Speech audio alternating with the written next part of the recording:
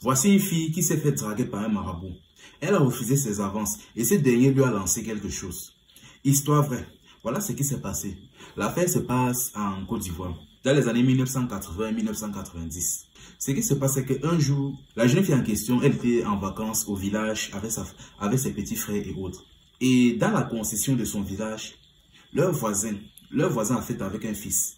Et ce fils-là, on ne sait pas si c'était la maladie ou c'était quoi, mais il pissait. C'est-à-dire, il pissait jusqu'à ses 13 ans au lit. Vous voyez souvent quand les enfants dorment et les urines les prennent, ils lâchent seulement sur le matelas.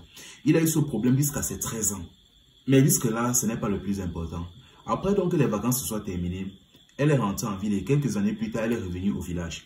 Une fois donc au village, elle revoit ses cousins et elle commence à discuter avec eux. Et ses cousins commencent à lui passer les nouvelles des dernières années. Il commence à rigoler, il lui explique que tu te rappelles le voisin, le fils du voisin qui a pissé jusqu'à ses 13 ans là. Elle dit, oui, je me rappelle. Est-ce que tu sais qu'il a participé à la cérémonie de la panthère? Et pour ceux qui ne savent pas ce que c'est une cérémonie en Côte d'Ivoire, dans certains villages de Côte d'Ivoire, dans lequel certains jeunes effectuent ce qu'on appelle la danse de la panthère. Et après cette cérémonie, des pouvoirs mystiques, quelque chose comme ça, les sont conférés. Et enfin, bref, il arrive même que pour la plupart du temps, certains utilisent ça pour avoir du succès auprès des femmes. Ils ont expliqué donc à leur cousine qu'il a participé à la cérémonie des panthères et il a reçu des pouvoirs mystiques. Elle a dit que, elle était assez surprise. Il a dit qu'en ce moment même, c'est comme s'il a même utilisé seulement ses pouvoirs pour avoir du succès auprès des petites. Parce que là, comme tu le vois en ce moment-là, c'est le sucre de toutes les petites filles du village. C'est-à-dire, il n'est pas tellement beau, il n'est pas tellement charismatique ou quoi que ce soit, mais presque toutes les filles du village sont derrière lui. Ce qui se passe donc est qu'à un moment donné, après quelques temps, après avoir discuté, on voit comment le jeune débarque avec une petite fille. Bon, là, il sait qu'il laisse avec la petite fille et il entre dans la concession. Il voit la jeune fille en question qui vient d'arriver au village. Bon, au premier abord, d'abord, il n'a pas remarqué, je pense. Il a commencé à discuter, il a commencé un peu à la draguer. La jeune fille le regarde et dit que, hey, que ça te prend seulement souvent. Il dit que tu as pissé au lit jusqu'à tes 13 ans. Tu penses que, donc tu ne te rappelles plus de moi. Tu as pissé au lit jusqu'à tes 13 ans. Petite sorcellerie que vous êtes parti faire là. Tu veux déjà venir mettre ça sur moi. Que pardon. Tourne-toi, tu traces ta route. Tourne-toi, tu traces ta route. Donc, elle a été le plus bon. Donc, vous voyez souvent les filles avec la longue bouche quand elles veulent vous barrer. Elle a commencé à l'afficher au point où le gars reste comme ça debout. Il avait honte. Bref, il s'est tourné, il n'a rien dit. Il ne pouvait même rien dire. La honte qui était sur lui, il s'est levé, il est parti. Il s'est tourné, il est parti. Et après quelques temps plus tard, elle n'a pas traité avec lui pendant toutes les vacances et elle est restée là-bas jusqu'à dès que ses vacances sont finies, elle est rentrée en ville. Bon, ce qui se passe donc, les années sont passées. Et vers 2016, elle s'était investie dans le christianisme, quelque chose comme ça. Et pendant cette période-là, elle priait beaucoup et abondamment.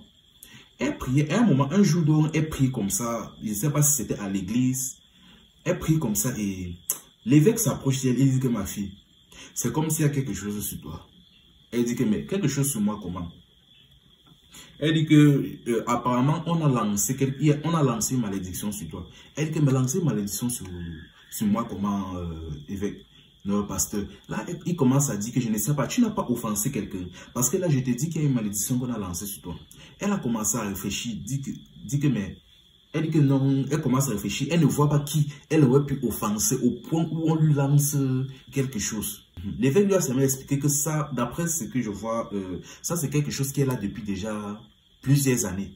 Là, elle a réfléchi, elle s'est rappelé que quelques années dans sa jeunesse comme ça, elle avait, enfin bref, pour dire simple, elle avait littéralement clashé quelqu'un qui venait d'avoir des pouvoirs occultes. Là, elle a commencé à se rappeler comment elle avait affiché le gars le jour-là. Elle s'est rappelée, elle a dit que non, c'est sûr que c'est lui. Là, elle a compris que c'est sûrement lui. Franchement, la famille, surtout vous les petites filles là, quand vous voulez barrer quelqu'un, je te dis que quand quelqu'un vient vous draguer, vous ne vous voulez pas. Soyez au moins poli, soyez au moins correct dans votre refus. Elle aurait pu simplement dire non, qu'elle n'est pas intéressée. Mais elle a clashé sur place. Enfin bref. Bon, après ça, je pense que l'évêque a pu faire quelques prières et retirer le problème là sur elle. Vu que ça datait déjà depuis des années et que même jusqu'à là était toujours bien important et ça n'était pas rendu compte. Je pense que ce n'était pas non plus quelque chose de mortel qu'il avait lancé. Chance pour elle. Parce que franchement, les filles avaient le front. Clasher quelqu'un qui vient de recevoir des pouvoirs mystiques. Je vous dis chapeau. Et en plus, en connaissance de cause, je vous dis seulement chapeau.